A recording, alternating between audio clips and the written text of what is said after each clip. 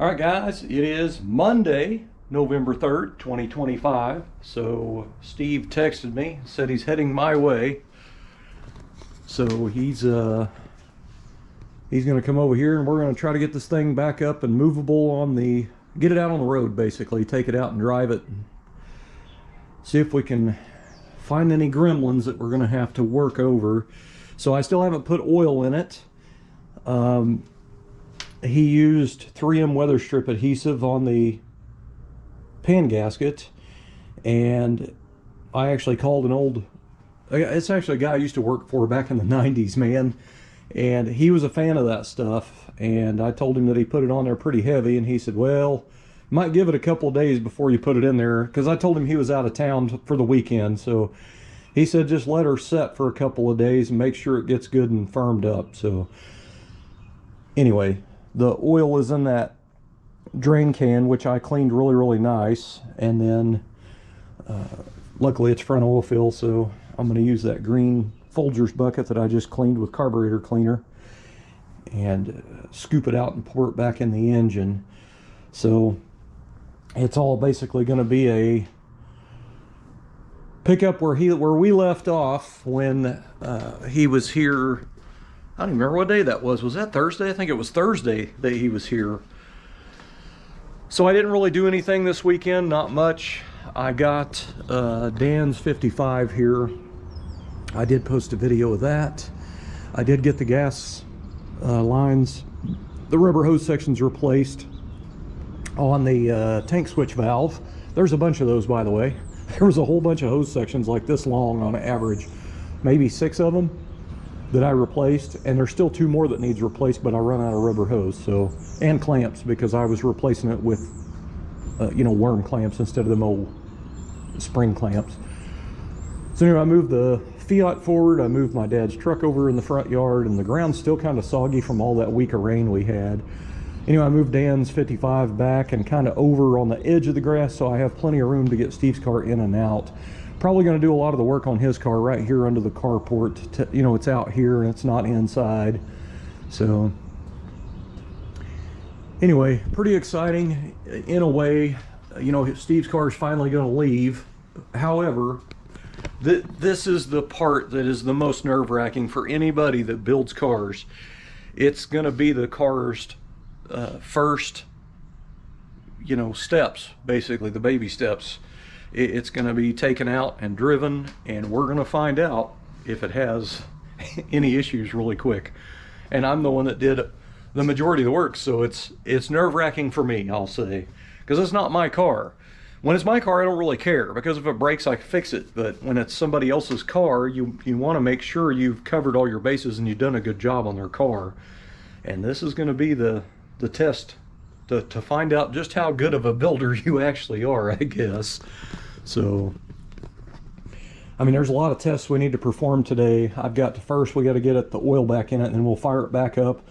I need to get all the fluids checked, make sure it's got transmission fluid, which I'm pretty sure it's probably going to need at least a quart or 2 put in it.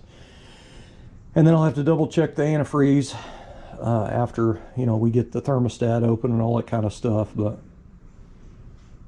kind of nervous, man, kind of nervous. And hopefully we don't have any oil pan leaks.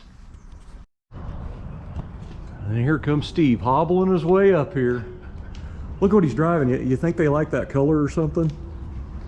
Looks kind of suspiciously familiar. A little dirty. Well, so's your car. You're supposed to clean it up this weekend. Well, are you ready to get this thing on the road? Did you put oil in it yet? Nope. Oh, yeah, I'm ready. All right, we're going to pick up where we left off. All right, here we go. We got our, I tuned the metering jets to the highest reading on the vacuum gauge, and we kind of learned the cam is a little bit too large for the converter.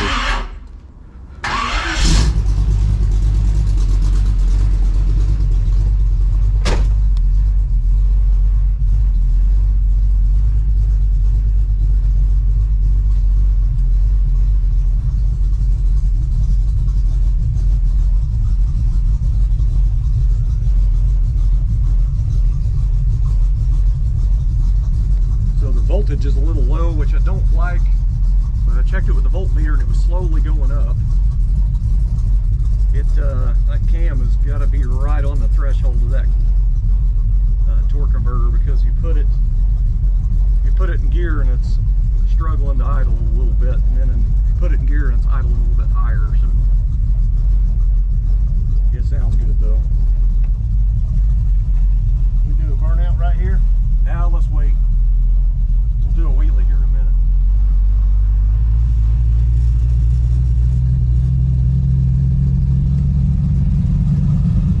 Pretty loud in here, but we ain't got no door panels on, so.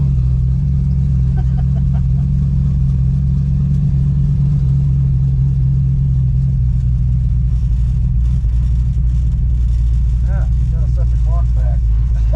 I just set that a couple weeks ago. Stop. Not wanting to stop.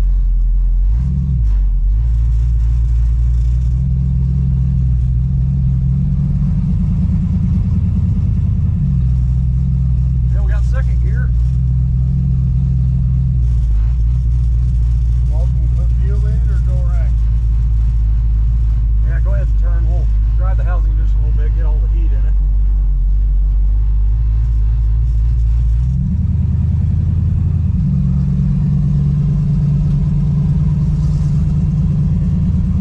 We put, what, 4.5 gallons in it? Yeah. And it's right on the E mark. Well, at least you know when it gets down to E, you got plenty to get you to a station at least. You know. Yeah.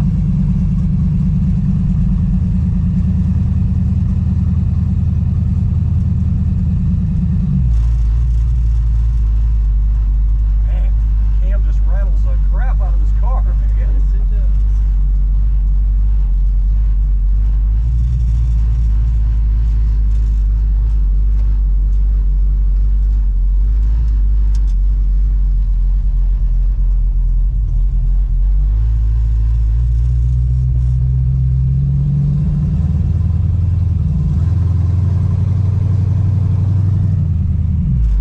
Go ahead and go on down. Oh, bud. Yeah, just keep going.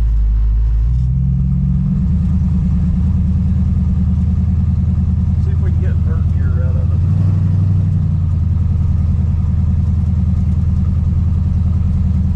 I can't say, it's probably already in third, isn't it? I think it is. I wasn't paying attention. What's our volts? Is it right on 13? Just a glass tad below. Yeah, it's right on it. Left. Now going around. So this is rattling right here. So I'm going to loosen those three off and move it forward so it takes some of the slack out of it. I don't see the retaining clip on that. It's not. The retaining clip's not on it. See if I can find one. When you turn a corner, is it trying to turn back on its own once you start going? Yeah. Okay.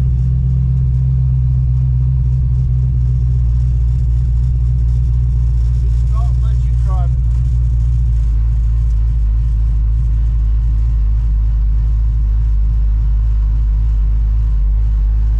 Golly.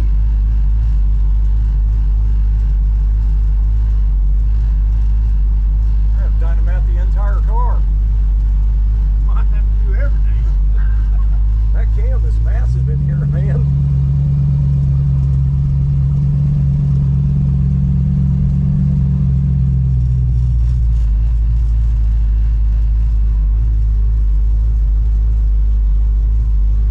This your road? Go on down the turn. It'll curve to the right. All right, so we had a few little bugs to work out. So Steve went up here to the gas station to put some gas in it.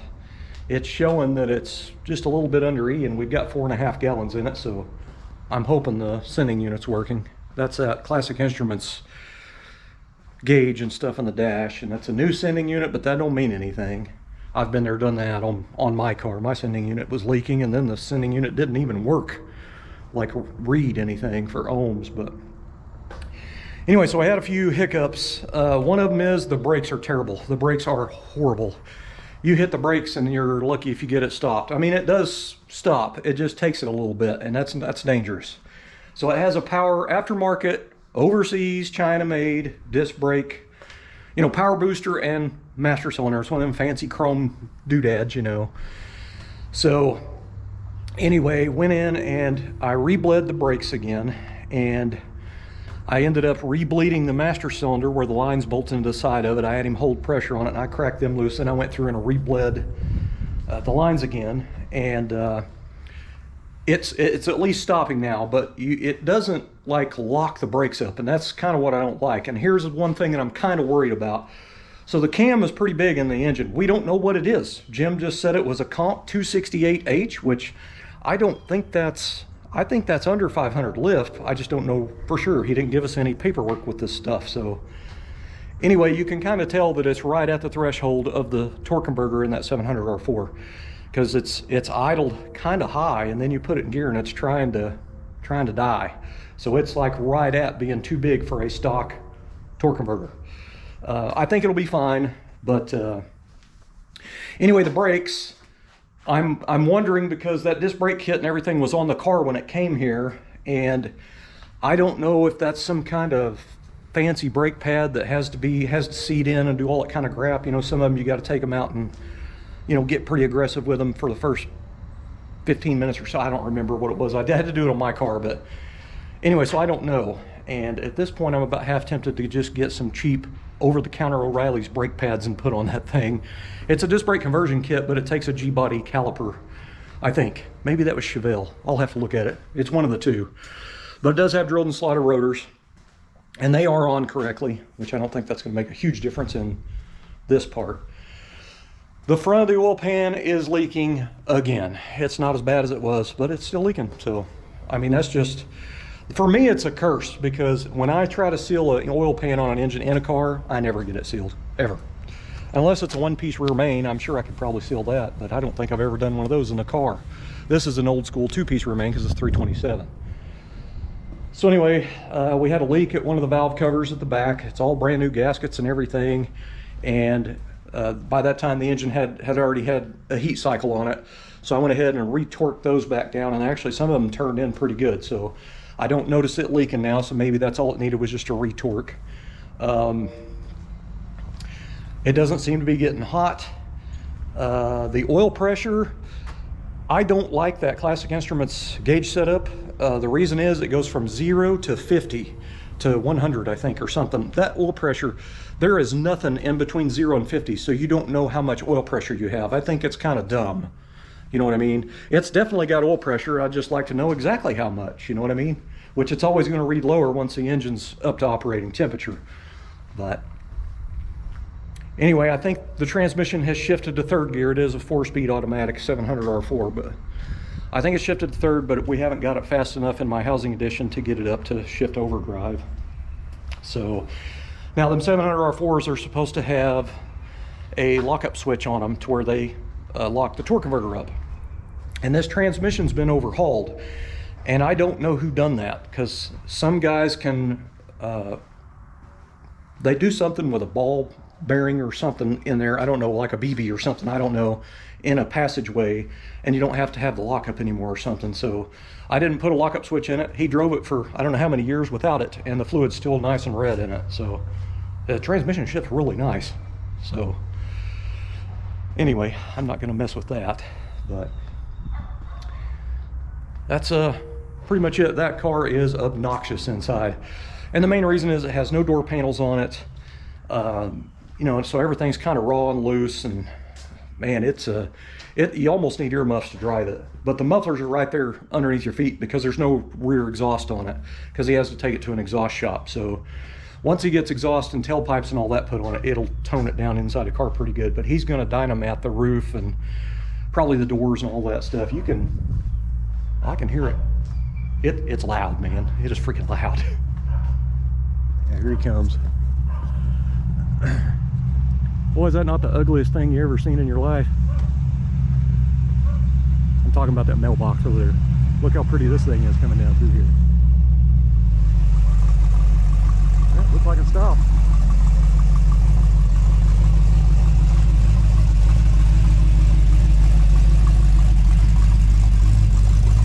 Hey, the flipper's closed. Imagine that. With the window down. All right, it's leaving. He's got an appointment at the exhaust shop in the morning.